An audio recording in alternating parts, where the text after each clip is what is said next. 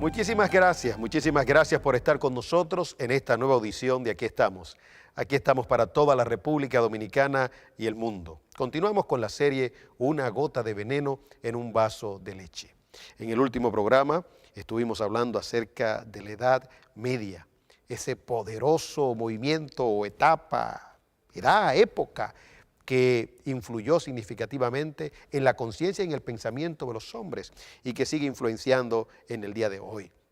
Y de qué manera el hombre pues se ha emancipado o ha tratado de emanciparse del léxico, por así decirlo, bíblico, Dios, ¿verdad? Infierno, venganza, juicio, y en su lugar pues ha adoptado una filosofía hedonista, es decir, la búsqueda del placer, ya sea de manera consciente o ya sea de manera inconsciente, ya sea a través del conocimiento filosófico o simple y llanamente a razón del ambiente o de la cultura.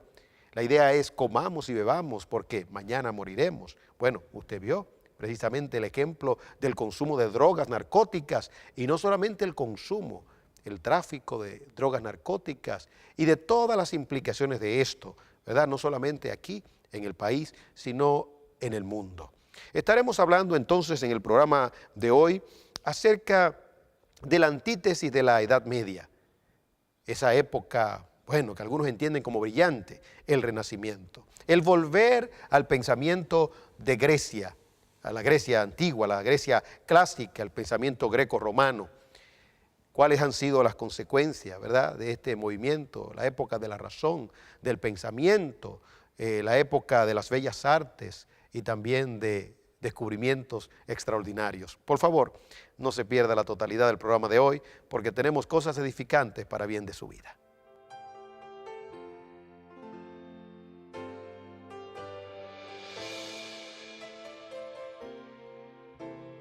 Pero ahora se tiene ese grandísimo privilegio. Es más que impartir docencia, es cambiar mentes para cambiar conductas. Es un asunto no solamente intelectual, es un asunto ético. Singapur, pues era una nación muy pobre y empobreciendo cada vez más y de una delincuencia significativa, es decir, que iba para atrás. Sin embargo, alguien decidió que esa nación podía cambiar para bien, pero que había que cambiar primero la mente y trabajó con la doctrina. Y la doctrina cambió la mente de los que estaban cerca de este hombre. Y a la vez le dieron preponderancia a la educación, de tal forma que Singapur, pues de ser una nación empobrecida, se ha convertido, en el sentido de su poder económico, en una de las 9 naciones del mundo, influyentes y poderosas. ¿La Biblia o la tradición? Y ellos inferían que la tradición. Por ende, ellos podían, y solamente ellos, de manera exclusiva, podían interpretar la Biblia. Es decir, que de mayor inspiración que la Biblia misma, era la interpretación que se le daba a la Biblia, que le daba la tradición, entiéndase, el Papa y los cánones católicos. Bueno, lo hemos citado en la Biblia una y otra vez, que los homicidas no entran al reino de los cielos, pero hay gente que se empecina a decir que una persona puede quitarse la vida y ir al cielo. Bueno, ¿y dónde lo dicen las Escrituras? Entonces uno tiene que apelar a la confesión de fe de Westminster, tiene que apelar a la confesión de fe de Londres, porque ya que no entienden por la Biblia, pues que entiendan por la confesión. Dicen, el tema no es religioso. Bueno, pues está bien, siga peleando. Usted pelea desde su punto de vista ateísta, desde su punto de vista filosófico, usted pertenece a la escuela del Renacimiento, fantástico. Nosotros pertenecemos a la escuela de la palabra de Dios. Bueno, es su libertad usted defender su causa, sí. Nosotros no nos podemos oponer porque somos pro libertad de culto y libertad de conciencia. Ahora, también usted tiene que respetar nuestra forma de pensar. Nosotros somos pro vida. El término es despectivo, usted sabe, los puritanos, ¿verdad? Porque cuando usted piensa en un puritano, pues piensa en uno de la época victoriana, es decir, una mujer con un vestido largo hasta los tobillos, y ridiculizan, ¿verdad? Es una hipérbole, es una exageración de un movimiento exitoso, un movimiento de equidad, con una casuística fuera de serie. Hoy tenemos psicólogos y psiquiatras, pero si tomáramos la casuística puritana, wow, otra cosa sería. Ellos eran médicos del alma. Ellos estudiaban el alma.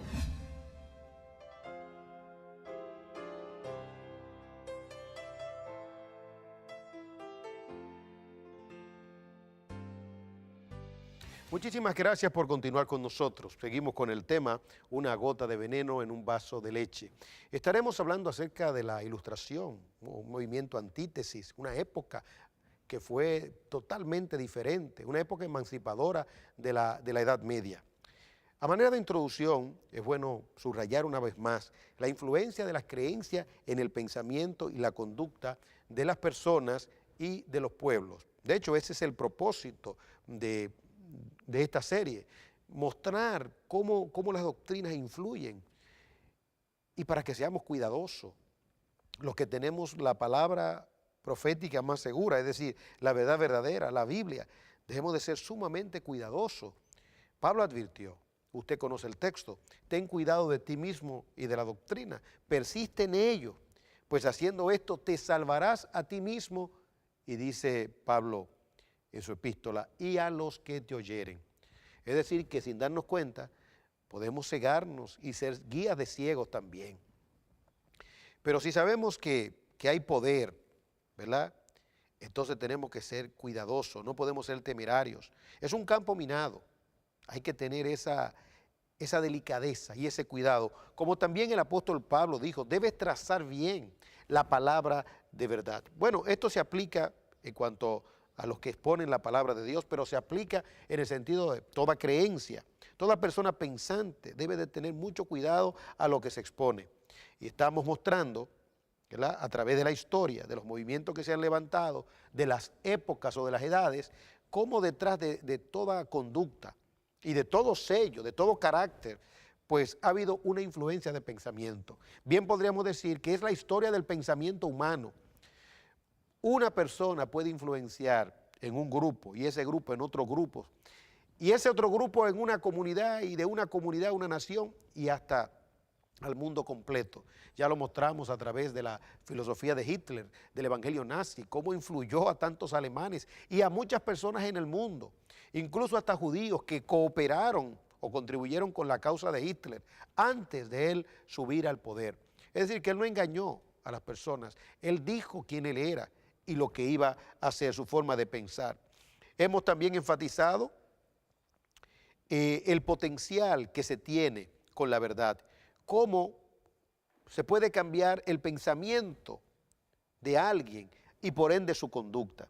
De ahí es que los que tenemos la misión de compartir la verdad de Dios cada semana, sea, digamos, de frente a frente, es decir, frente a un auditorio, o sea, a través de un medio masivo como la televisión o la radio, debemos de persuadirnos de cómo podemos influenciar para bien a las personas. Dice Pablo, el evangelio es el poder de Dios para salvación a todo aquel que cree. Se puede decir que el evangelio salva y cambia para bien. El que robaba no robe más, sino que trabaje con sus manos para que tenga que compartir con el que padece necesidad. Se encuentra en Efesios capítulo 4. Si hablaba mentira, pues ya no hable más mentira, ahora hable la verdad. Es decir, que el evangelio salva, pero produce un cambio positivo. Hace a la persona productiva, al estéril, pues lo convierte en fértil. Una persona que está bajo juicio, a una persona que se convierte en recipiente de bendición. Bueno, entra la gracia de Dios, donde entra el evangelio, entra la gracia. Y en el sentido secular, nos interesa también el sentido secular, porque somos ciudadanos de esta tierra, de esta nación, y amamos nuestra patria. El Estado y el gobierno del Estado, pues tiene una responsabilidad muy grande de ayudar, y más que de ayudar, de modelar las mentes. En el caso de la educación, del Ministerio de Educación, ¿verdad?, un instrumento poderoso del Estado y del gobierno del Estado, ¿cuánto puede hacer?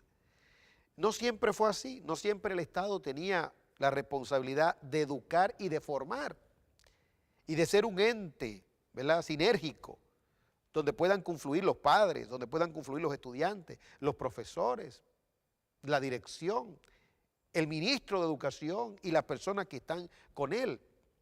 Pero ahora se tiene ese grandísimo privilegio. es más que impartir docencia, es más que impartir docencia, es cambiar mentes para cambiar conductas. Es un asunto no solamente intelectual, es un asunto ético. Es un asunto ético. Y quiero observar con mucho respeto y mucho cuidado que el trabajo no se hace con mucho. El trabajo se hace con mentes dispuestas y con voluntad dispuestas a transformar y cambiar.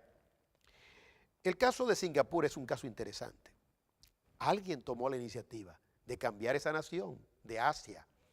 Singapur, pues, era una nación muy pobre y empobreciendo cada vez más y de una delincuencia significativa. Es decir, que iba para atrás. Sin embargo, alguien decidió que esa nación podía cambiar para bien. Pero que había que cambiar primero la mente. Y trabajó con la doctrina. Y la doctrina cambió la mente de los que estaban cerca de este hombre. Y a la vez le dieron preponderancia a la educación. De tal forma que Singapur, pues de ser una nación empobrecida, se ha convertido, en el sentido de su poder económico, en una de las 9 naciones del mundo, influyentes y poderosas. Pero Singapur tiene reglas. Singapur determinó un cambio de pensamiento. Y si se cambia el pensamiento, se cambia el sello, o lo que se conoce también como la cultura. Para ser profesor en Singapur, pues, no se decide después que una persona sale del bachillerato, sino cuando está en el bachillerato. Además, todos los años hay que hacerle una revisión. Y se entiende que el profesor no solamente enseña, motiva, forma, incentiva. Además de esto, tienen personas que rondan, por así decirlo, caminan, pasean, van por el mundo, viendo dónde se han descubierto o se han tenido nuevos conocimientos o nuevas invenciones para aplicarlo en su propio contexto. Además de eso, tienen un principio de generosidad. Ellos quieren que más naciones pues, puedan conocer de cómo se efectuó ese milagro de Singapur. Es decir, que se puede. Sin embargo, también, por la forma de pensar, hay naciones que se han quedado en un letargo, como Cuba. Alguien dirá, sí, pero se ha mantenido en sus principios. Bueno, con el orgullo no se come. Es un país empobrecido, aunque ahora se está abriendo. ¿Verdad? Dirán, no, la culpa es de los Estados Unidos. Bueno, eso es proyección de culpa. En el caso de por ejemplo, China es comunista. Sí, en otro contexto no, es que China cambió su forma de pensar.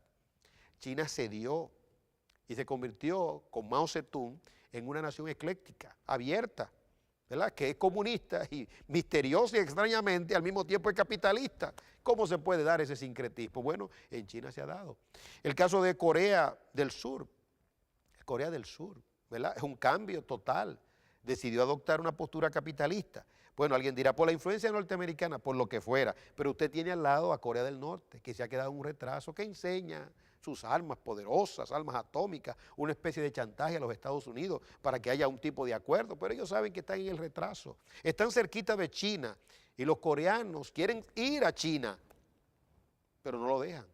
So pena de muerte, so pena de ser encerrado y de ser también torturado, porque es un régimen despótico, un régimen dictatorial, donde hay un hombre pues, que tiene un ego más grande que el mundo.